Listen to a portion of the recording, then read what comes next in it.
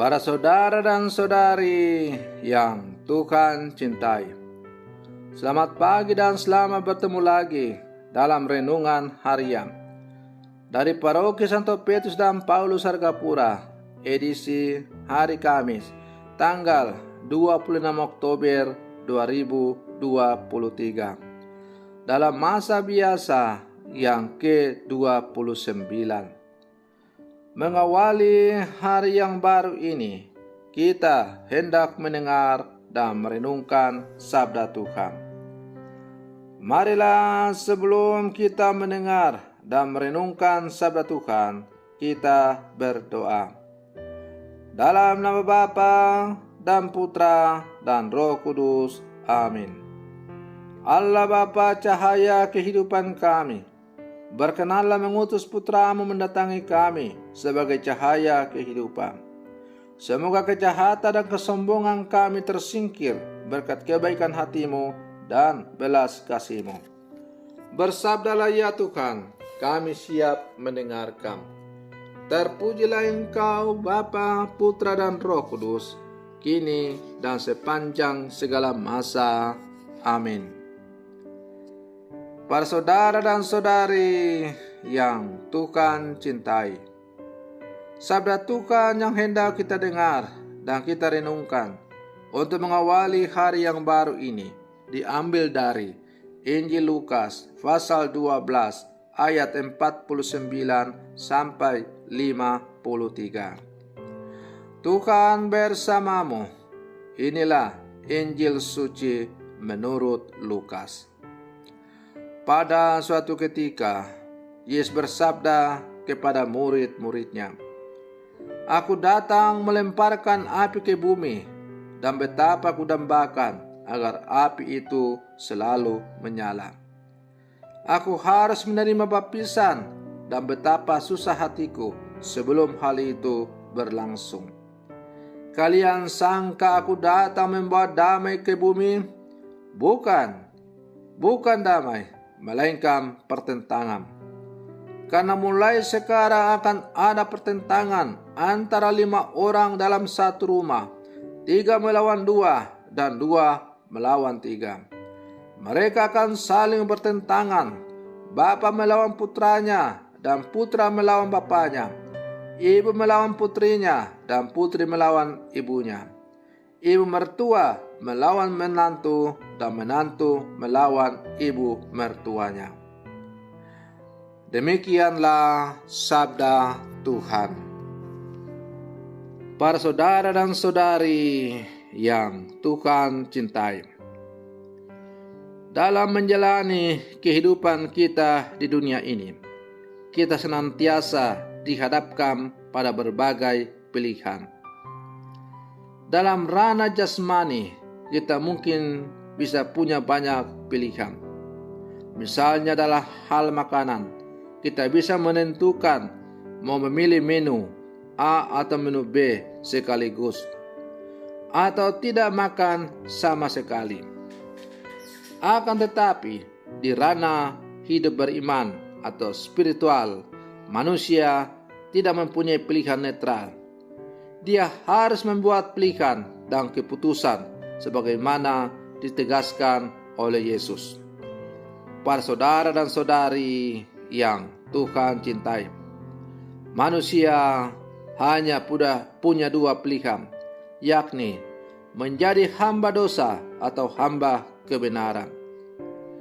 Bagi orang-orang percaya, menyatakan iman bahwa kita adalah dulu menjadi seorang hamba, tetapi berkat kematian Kristus, maka kita menjadi seorang yang diselamatkan. Tidak heran jika kita lebih menaati dosa, karena kita berada di bawah kuasa dosa. Sebagai hamba dosa, kita terus-menerus diperbudak olehnya.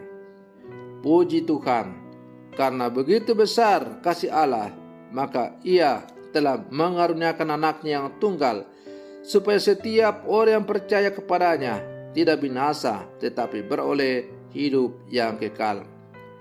Ia telah menyelamatkan kita melalui Yesus Kristus putranya. Karena itu, kita percaya kepadanya dan menjadi hamba kebenaran. Kita dikuduskannya dan kita menguduskan diri dalam Dia. Ketika kita hidup sebagai hamba kebenaran, dalam Dia kita beroleh jaminan hidup kekal. Para saudara dan saudari yang Tuhan cintai, sebagai orang-orang yang menerima anugerah dan kebenaran Allah, hidup kita dipanggil untuk sungguh-sungguh menyadari, mengenal, dan mengingat bahwa kita adalah hamba Allah. Artinya, hidup kita adalah miliknya semata dan hidup kita harus dipersembahkan senantiasa hanya kepadanya. Sebagai murid-murid Yesus yang hidup zaman sekarang, kita hanya dua punya pilihan, ya atau tidak. Mengatakan ya kepada Tuhan atau tidak kepada Tuhan. Tidak ada pilihan netral. Bagi orang-orang yang percaya kepada Yesus, hanya ada kata ya dan kata tidak. Apa yang lebih daripada itu berasal dari sejahat. Oleh karena itu, bila ya, hendaklah kita katakan ya. Bila mana tidak, kita katakan tidak. Sebagai murid-murid Yesus, tentu kita akan selalu mengatakan ya kepada Dia dan tidak kepada tawaran-tawaran dunia. Sebagai murid-murid Yesus, kita akan selalu mengatakan ya kepada Kristus dengan selalu menjalankan, mengarahkan perjuangan, pergulatan, persiaran kita untuk menuju kepada Dia. Tentu dalam menjalani persiaran kita menuju kepada Dia, ada begitu banyak tantangan-tantangan, rintangan, hambatan yang kita hadapi.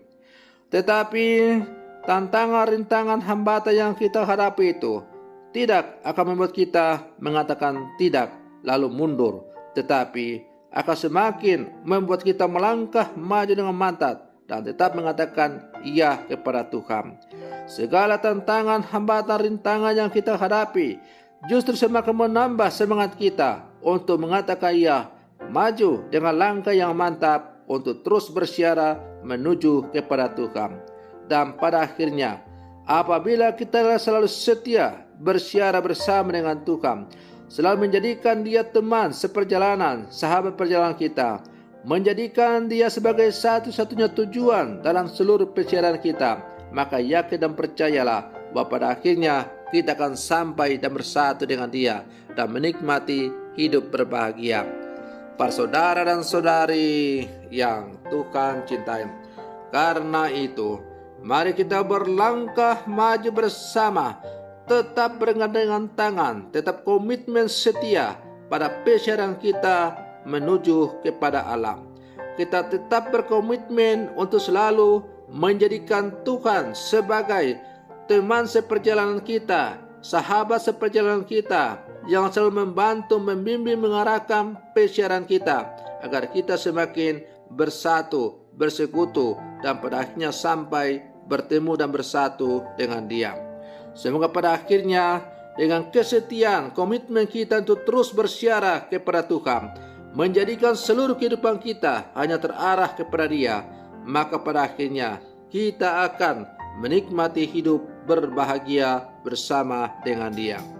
Para saudara dan saudari yang Tuhan cintai, semoga perlindungan saya ini untuk mengawali hari yang baru ini semakin menghantar kita untuk selalu komitmen setia, bersekutu, bersiara menuju kepada Dia, yang pada akhirnya akan menikmati kebahagiaan bersama dengan Dia di dalam rumahnya yang kudus.